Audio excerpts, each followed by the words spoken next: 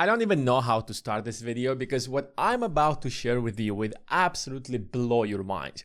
I know that the Fed has been telling us that they have successfully brought inflation down, and by the next year or within the next 2 years, inflation will be down to around 2%. But if you take a look at the data, things look absolutely in the entirely opposite way. And what I'm about to share with you will tell you that inflation is not stopping. In fact, inflation is about to get worse, and we're just in the beginning of that road.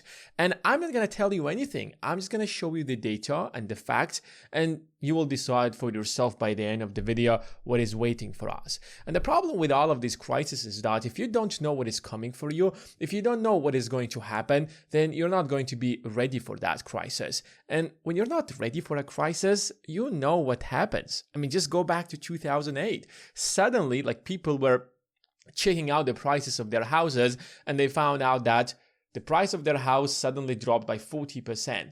But then they have to make a mortgage payment on the price that they have actually purchased the house, even though that they can literally sell their house today and get a second mortgage and pay a mortgage payment that is half of the amount that they are making right now. But if you are ready for a crisis, you know how to prepare yourself. You will be able not just get ready for a crisis, but actually take advantage out of it. So let's get right into it.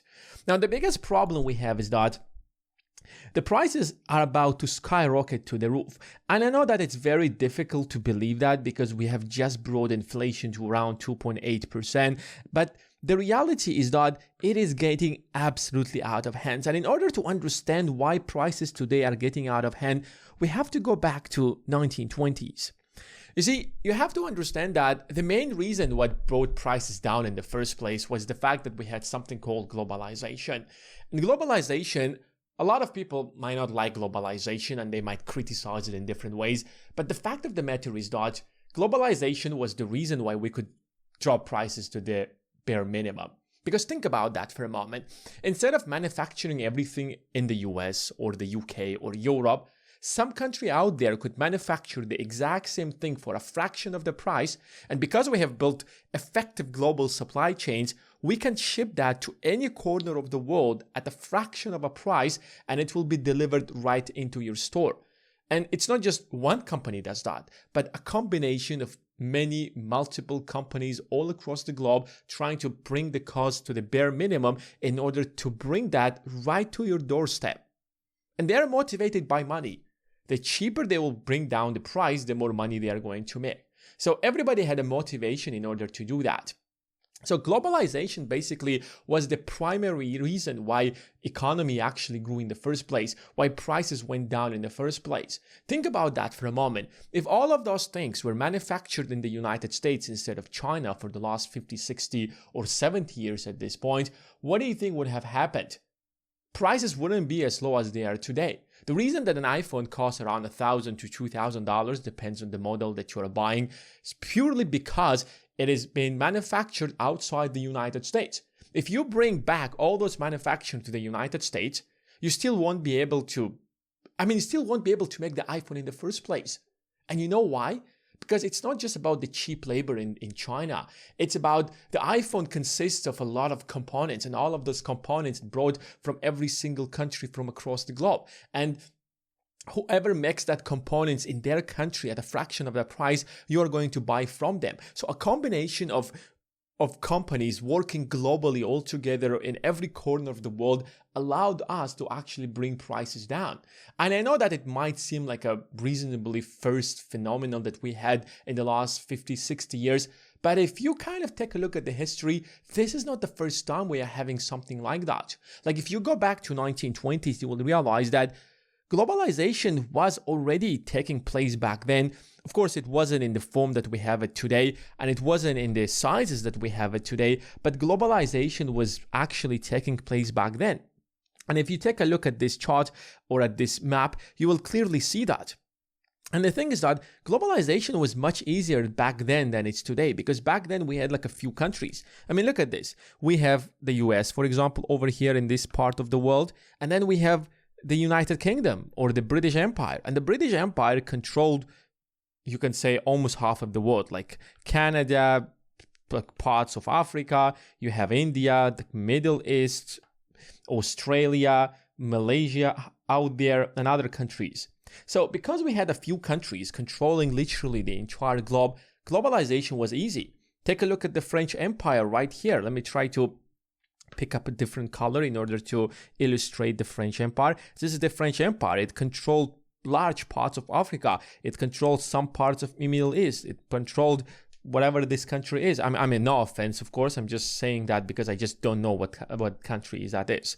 And then we had the Soviet Union that controlled this part of the world, and then we had China that controlled Mongolia as well, and other parts of this world. So if you kind of take a look, there were like 16 countries that controlled the entire world, and as long as these countries could come together, build some kind of a relationship, they have built globalization among themselves, and that was one of the reasons why prices went down in the first place. So if you go back to right before World War I and after World War I, globalization was at its peak. Of course, not the peak that we have today, of course, but in some sense, since the Industrial Revolution, globalization started making a lot of sense. And in order for you to understand what exactly is happening here, we have to go back to 1929, because 1929 was the point where we had one of the major crises in the history of the world. And a lot of people think that, wait a second, 1929 was a crisis that happened in the United States, right? The depression of 1929 is primarily known as a crisis that almost crushed the United States. But if you kind of take a look at the textbooks and you take a look at the history, you will realize that the 1929 crisis was not just a major crisis that just happened in the United States. It happened all across the globe, especially in Europe. And it was the main reason that probably led to World War II. I mean, think about that. Go back to 1920s. The stock market is actually growing. People are borrowing money, investing in stocks, investing in different kind of assets. And because Europe just went out of the World War I, a lot of financing came from the United States. And even back then, if you go back, the United States was already the largest economy in the world. The US was pretty much like 30% of the global GDP. It already exceeded the UK. Of course, the UK still had the global currency reserve, but the US in terms of GDP was already over the UK. And that's where a lot of money actually came from the United States to Europe. But the problem happened is that when capitalism started taking off and globalization started shifting manufacturing to different parts of the world because of something we have globalization, what do you think has happened in Europe? A lot of people in Europe felt like they've been betrayed. A lot of people in Europe lost their jobs because factories started closing down. A lot of manufacturing started shifting to other countries. Like a lot of things that could be manufactured in other countries for a fraction of the price, because we had this thing called globalization, they started bringing all of those products and goods from other countries, and people started losing jobs. People started losing businesses. People started realizing that they cannot possibly compete with those countries. Yes, in some sectors started to flourish because every single country is really great at some sectors. For example, if you think about today, Germany is really good at manufacturing cars. The United States is really good at banking and high technology. London is good at financial services. China is good at manufacturing everything at this point, if I'm not mistaken. You have Middle Eastern countries that have specialized in oil because they have a lot of oil under them. And that's why if every country specializes in one thing, they will be able to drop prices. And back in 1920s and 30s, as globalization started actually growing, a lot of people started losing jobs. And a lot of people back then started feeling like that they have been betrayed and capitalism actually failed them when 1929 crisis hit. Because the depression of 1929 actually started with the stock market crash. So when the stock market crashed and it actually started leading to a lot of bank failures, I mean, the main reason of this crisis was that banks started failing one after another. And the average guy back then was feeling like, wait a second, I've worked so hard. I kept all of my money in that bank and suddenly that bank is declaring bankruptcy and I have no more access to my money. Wealth inequality started rising because of globalization, since a few people took advantage out of the globalization and most of the people kind of started losing in some sense. And now, because of the crash of 1929, a lot of those people who kept their money in the banks felt like the government isn't saving us. And government wasn't really that experienced back then. Remember, back in the days, the Fed was less than 2 decades old. And the government thought that the market is going to adjust itself. But the reality, what happened is that it started getting worse and the crisis hit everybody. And what do you think happened to that crisis? What do you think to what that crisis actually led the economies all across the globe? That crisis led to something we call tariffs. And this is an important thing to realize. When countries realize that the United States is falling, banks are declaring bankruptcies, globalization is ripping a lot of people down, and governments wanted to act. Government wanted people who started being elected to the government are the people who promised to change policy, to bring back jobs, to bring back industries, to help the average person. And that's why a lot of these governments started implementing policies of restrictions. They started isolating their countries. You want to sell your things in my country? Here is a 50% tariff. You want to bring your goods from other part of the world? Here's a 70% tariff. And that's why countries, one after another, started experiencing even more crises. Because if you're in a financial crisis, of course, the first quick solution seems like you want to close borders and isolate everything to a certain extent. Yes, that might work in the short run, but over the long run, that led prices to increase. It's a very good thing to say politically, but in reality, in the long run, the economic effect is going to lead to the fact that prices is going to just increase. And that's why if you go back to 1930s, you will realize that Germany was in such a trouble, its economy was actually getting worse and worse. Not only that it lost World War I and it had to pay reparations and a lot of debts, and the war ended in such an humiliation agreement with Germany, now it's experiencing a huge crisis. France was actually experiencing a crisis. The UK was going through a crisis because the British economy was already closely linked with the United States, since two of these countries were pretty much the financial centers of the world, just like today. Of course, London plays a much smaller role today than New York, but back in the days, because the British Empire was the largest empire in the world, it actually had such a big influence. So countries start imposing tariffs, 50%, 70%, and every single country starts actually implementing something called isolation policies, where we are like, listen, I like this thing you call globalization, but you know what? I want to keep myself protected. I want to protect my farmers. I want to protect my factory people. I want to protect everybody in my country. So yeah, thanks for your globalization. It's over. Bye-bye. Have a good day. We're going to do everything on our own. And that was the policies that led countries to take back in the days. And guess what happened? In a matter of pretty much like less than 10 years, I would say, globalization started fading away and prices across the globe started rising. Some countries started experiencing high inflation. Others started experiencing hyperinflation. The United States even abandoned the gold standard. That was the first time, if I'm not mistaken, the US abandoned the gold standard. It was under Roosevelt, if I'm not mistaken. I have to go back and check the data. But I think that was the period during the Great Depression where the US abandoned the gold standard. Abandoning gold standard meant that we no longer have global trade. The reason back in the days, today we use the dollar as the global currency reserve. Back in the days, it wasn't the dollar. It was all currencies across the globe linked to the gold. And because every currency is linked to the gold, we can trade with each other, because I know that you're not going to abuse the power and overprint your money. Because if you overprint your money, then you cannot back it by gold. And if you cannot back it by gold, we cannot trade with each other. So the US leaves the gold standard. Germany, back in the day, was known as the Weimar Republic, goes through hyperinflation. France and the UK are in their own crises. And every single country out there, I don't really remember to what extent China was suffering, but China was having its own troubles. So that's an entirely different story. And that leads to a lot of isolation.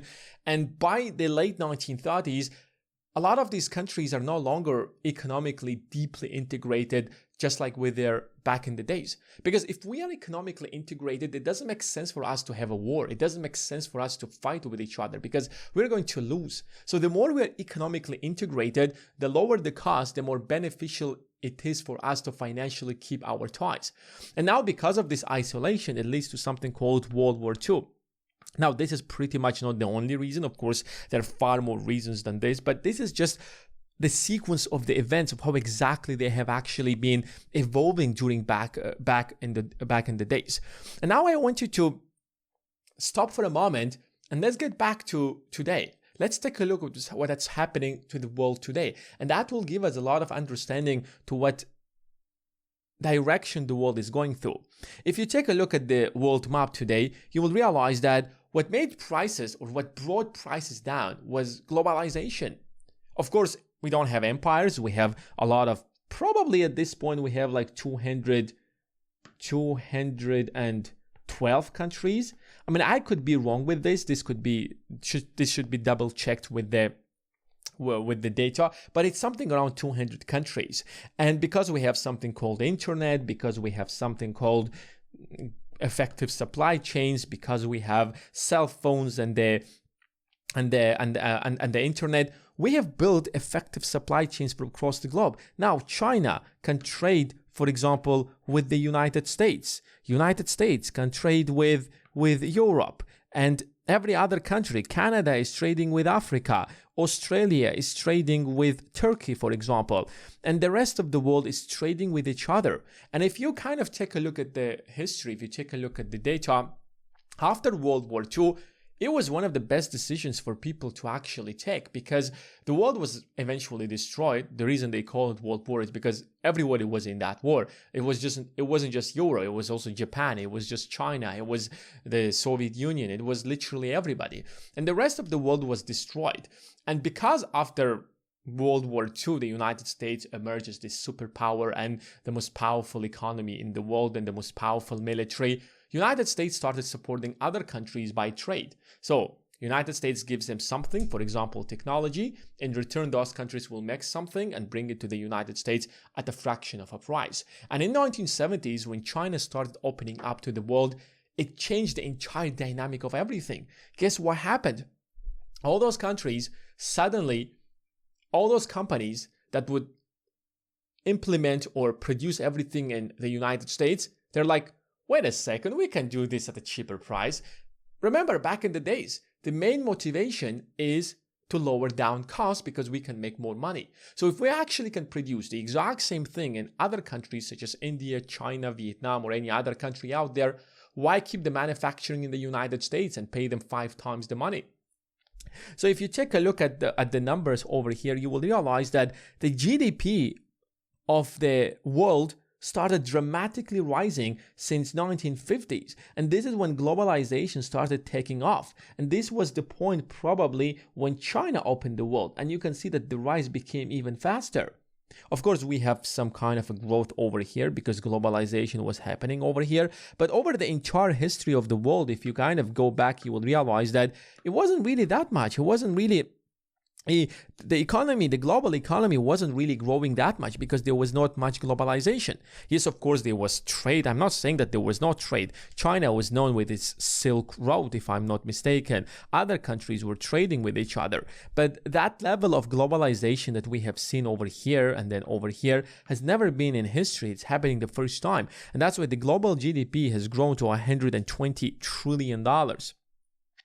Now, this sounds great. This sounds fantastic. This is the reason why everybody liked globalization, because if you take a look at the pure data, you will find out that it has positively impacted the world. It has positively grew the economy over time. And that's a fantastic thing to happen to the world and the economy overall. Of course, if you go back to the details, if you kind of take a look at sectors of the population, there are people who suffer from globalization. There are people who lost their jobs because of globalization. There are people who lost their businesses because of globalization. I'm not trying to act as if this was just a good thing for everybody. But if you kind of put the people who lost their things during globalization, and on the other side you have people who gained, of course, globalization had basically improved the global economy. And the chart that I'm showing you right now and right here, it's a clear, pure evidence of that. Now, the problem is with this globalization and the growth of the economy is an entirely something else. You see, today, globalization no longer works for the United States. Why? And that's a very good question to ask ourselves. And it's going to tell us a lot about what's happening. This is the GDP per capita of the US, and it's approaching $80,000. And it makes it one of the richest countries in the world. Now, if you go back to China, we have it over here below, the GDP per capita is a little over what? That is like it's almost $15,000. Now, it can be probably $14,000. I'm not really exactly sure about it, but you can double check. $14,000 or $15,000 isn't really that much of a difference. But $15,000 and $80,000 is a huge difference. I can't really describe how much of a difference is that. So that tells us an entirely different thing. Think about that for a moment. If you want to pay the average Chinese, you have to pay him $14,000 a year. Now, if you want to pay the average American, you have to pay him $80,000 a year. Now, suddenly hiring a Chinese person is significantly cheaper than hiring an American. Now, that's not really news. I mean, everybody knows that. You don't have to be genius to understand that. And what is the big deal? I mean, what is the problem with that? That has been the case for over I don't know how long. And if you go back and take a look at the history of relationships between China and China and the United States, that has been the case all the time. So what is the big deal? What exactly are you trying to say with this? Now, the big deal is that back in the days, like if you go back 30 years ago, if you wanted high technology, if you wanted banking, if you wanted very high advanced technologies, if you wanted really advanced cars, if you wanted computers, you couldn't go to China. Like China was not the answer. It was the United States that dominated electronics. It was the United States that was one of the leading countries in cars. Of course, we also have countries that are dominating in cars, such as Germany, but it was the United States at the front of it with Ford and other brand companies. It was the United States that dominated the financial sector. It was the United States that had its military all across the globe. It was the United States that are things you could not get from other countries. It was the United States that had an upper hand regardless of what happens. So whether you want it or not, you had to buy US technology at a much higher price than you would buy anything else.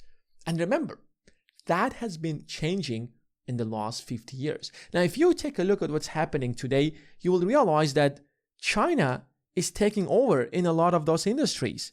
Now, think about that. For example, basic metals. Now, metals are extremely important, and the reason they're important is because without these metals, you can't make this high technology. And guess who is at the top of metals? China is having over almost half of the entire industry. Electrical equipments, China is having almost 37% of the entire industry. Machinery and equipment, China is controlling over a third of the entire global market. Chemicals, computers, fabricated metals, motor vehicles, pharmaceuticals. It's no longer the case where you have to go to the United States. Yes, of course, if you want an iPhone, you have to buy it from a US company, Apple. But is iPhone the only option that you have? Of course not. You can buy Huawei. I hope I'm pronouncing that name correctly. You can have other Chinese brands. Yes, of course, maybe the experience isn't exactly the same, but I don't think there is a difference in technology. I mean, there might be some difference in technology, but it's so tiny and it makes not much of a difference. It's probably like 5% or 10% at best, maybe less than that. I'm not really an expert to say anything on that, but that's how it seems from a side. You want to talk about cars? Yes, of course, when it comes to engine cars, if you have ever driven a Chinese engine car, it's not really, I mean, it's fine. You can drive it, it's good, it's in a good condition, and it's pretty much, I wouldn't really say that it's a horrible car. But when it comes to electric cars, China have already exceeded the United States. When it comes to 5G technology, for example, guess what? United States is barely catching up with China. And I can list down a list of technologies. So right now, you can buy all those high technologies that have been produced by China And China can produce them at a fraction of a price than the United States because of the graph that we have over here. Because hiring people from the United States is much more expensive than hiring people from China. And the difference isn't like 10% difference, 15% difference. It's literally like what? 4 times or almost 5 times the difference. It's 5 times cheaper to produce the exact same thing hiring Chinese people than hiring US people. And that's why the United States is in a state of a shock. Like, how am I supposed to compete with that? You see, either you start paying less people in the United States, and the reason you pay them less is for a very simple reason. It's because you want to compete with China. But if you have ever think about that for a moment. If you have got used to a certain lifestyle, now going back to a lifestyle that pays you less, where you spend less money, is much more difficult than if you have been there initially and you kept your lifestyle the way you are. And that's why people in China don't have to lower down their lifestyles, because, if they stay where they are, they will already outcompete people in the United States. But if the people in the US or the United States wants to compete with China, they have to lower down prices. They have to lower down salaries. They have to lower down wages. Do you think that is a popular thing to do? Well, of course not. And how else will the United States actually compete with China when China has already spent the last 5-6 decades taking over the United States? And that's why we wanted free trade, because it was in our best interest. Free trade back in the days worked for us because we had technology they did not have. They had cheap labor. For God's sake, have as much cheap labor as you want, and we're going to open our doors and we're going to trade with you, and we are going to take advantage out of your cheap labor. But you know what? It no longer makes economic sense for us. How are we supposed to compete with Chinese cars? How are we supposed to compete with Chinese 5G? How are we supposed to compete with all of that? So initially it worked, but now it no longer works. And guess what that led to? What is the consequences of this? What is the consequences of when free trade no longer works for the Western world, especially the United States? We have news such as capitalism failed the average American. Think of the people that worked in Detroit. Back in the days, Detroit was the global center of the world, or the manufacturing center of the world. Take a look at what's happening in Detroit right now. Take a look at how many jobs have left the United States to China. What do you think those people are feeling? How many people lost their businesses because of globalization? How many people lost their jobs, they couldn't adjust to this new economy. Yes, of course, the young people could not easily, but most likely to adjust to this new service economy where they would go to the internet and do something out there. But there is a large percentage of people that couldn't adjust, and they feel betrayed. They feel like they have fallen behind. And that's especially when they take a look at the numbers and realize that, wait a second, we had this thing, you sold us on the matter of something we call globalization, that things are going to get better. Maybe things got better, but the outcome of that was that we have 1% of the population that have 40% of the wealth, and then they have 9% of the people that has... Now, let's change that for a second. And then we have something called the other 9% that holds another, I would say, like 10 to 20% of the wealth. And the rest of the people share 50%, or probably less than that. The rest of the people share something between like 30 to 40% of the wealth.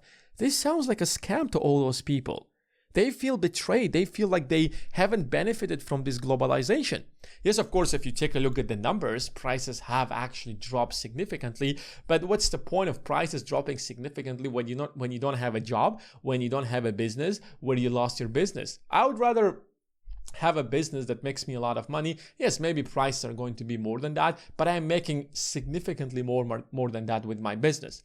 Yes, of course, I'm just giving an example from one side, but it doesn't mean that overall it's the right thing to do. I'm just telling you how the situation looks on the ground and how people are feeling. And that's exactly what happened. Because guess who profited from globalization? Like, who profited from globalization?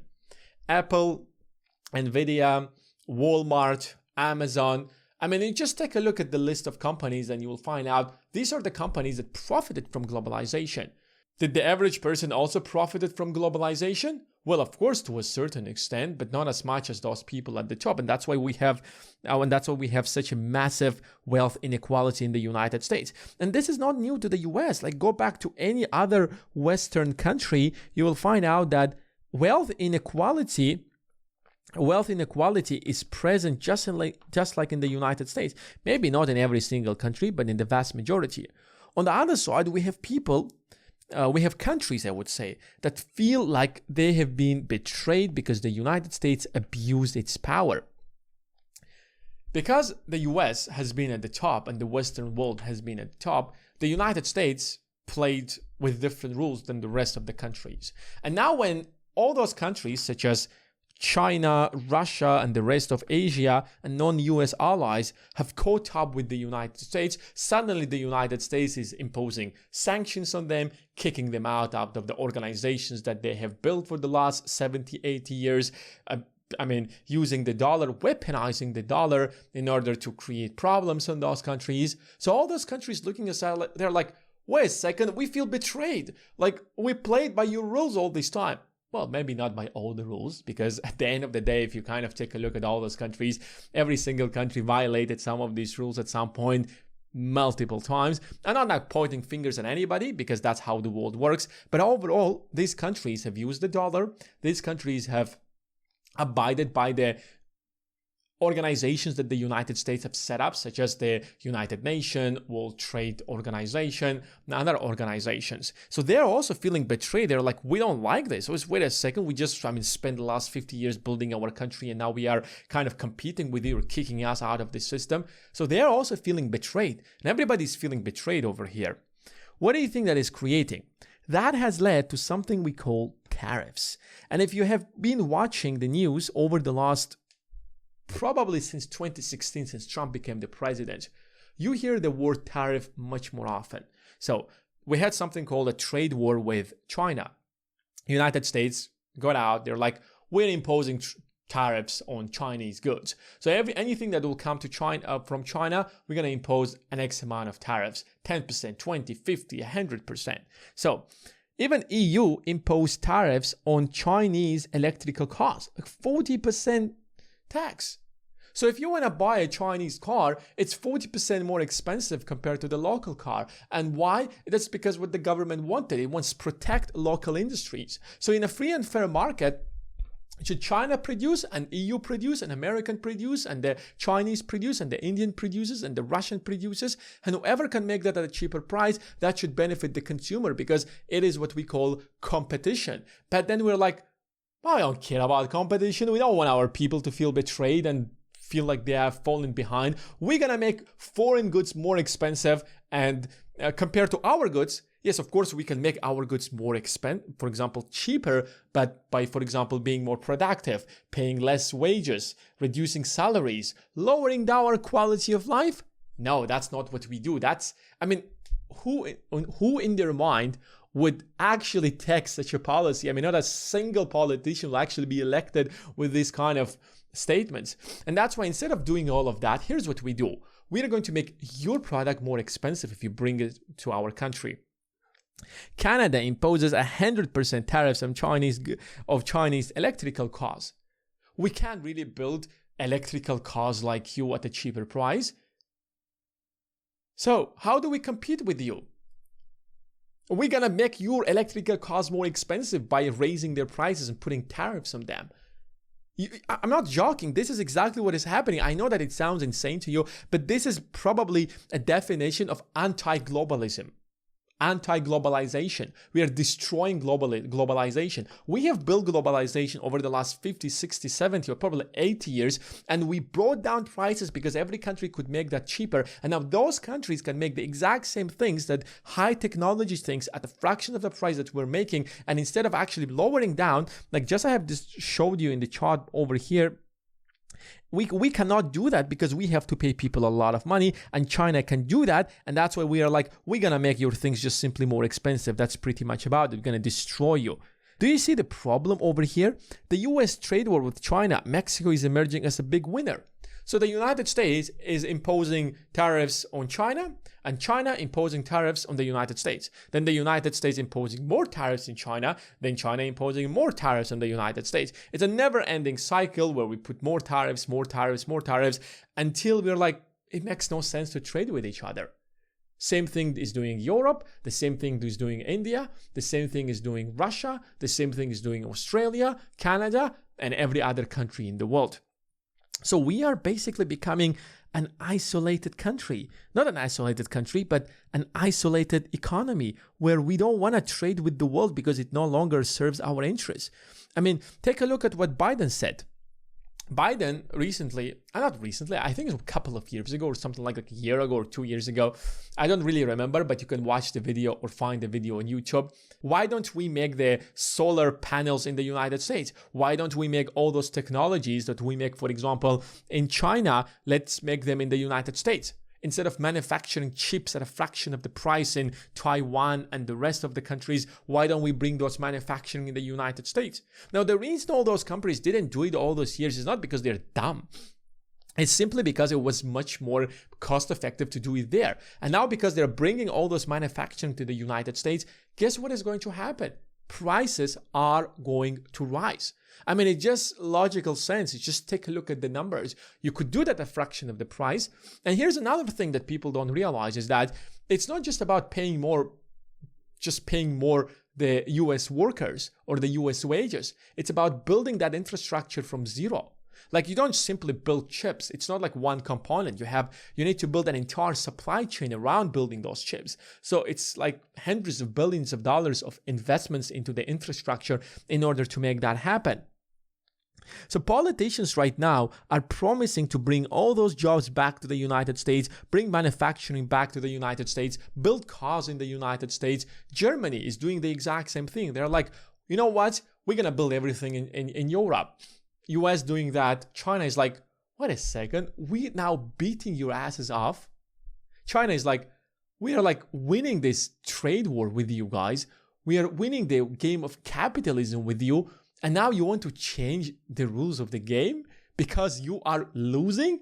Oh my gosh. Do you feel how unfair they feel that they have been treated? I'm not saying that they're perfect and they are doing everything correctly.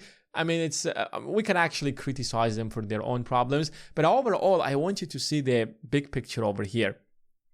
So the rest of the world, and that includes China, because China is also taking isolation policies, not just the United States. Now, China has always been taking isolation policies since its inception, since China has been around, since they started opening to the world, but they still kept some kind of isolation part of their culture and the economy overall that did not integrate with the rest of them.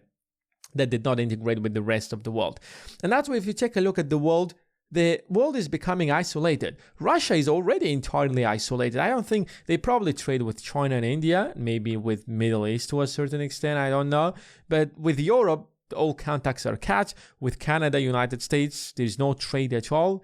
And then what do we have? The United States is also trying to be isolated. It's like China, please, we don't want to trade with you anymore. Russia, I don't want to talk about that. Europe, well, we know the situation entirely. We want to sell them gas at a higher price than they used to buy it from China. That is something in the interest of the United States. Australia, like imposing tariffs on everybody. I mean, except the United States because it needs weapons and technology from them. And the US needs Australia in order to kind of stop China to a certain extent. But it's